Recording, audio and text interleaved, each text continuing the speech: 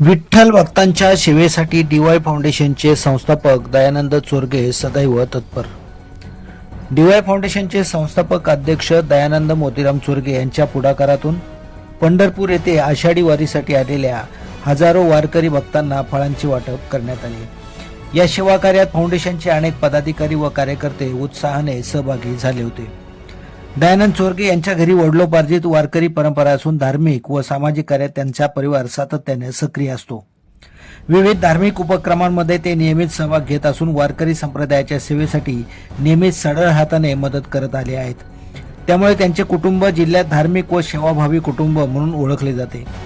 यावर्षी ठाणे जिल्ह्यातून पंढरपूरला जाणाऱ्या वारकरी भक्तांसाठी डी.वाय फाउंडेशनच्या वतीने टोल फ्री पासची व्यवस्था करण्यात आली. या उपक्रमामुळे वारकऱ्यांना मोठा दिलासा मिळाला असून सेवाभावाचा एक आदर्श निर्माण झाला आहे. दयानंद चोरगे यांच्या दानशूर व सेवाभावी कार्याचे वारकरी तसेच नागरिकांकडून सर्वत्र कौतुक होत आहे.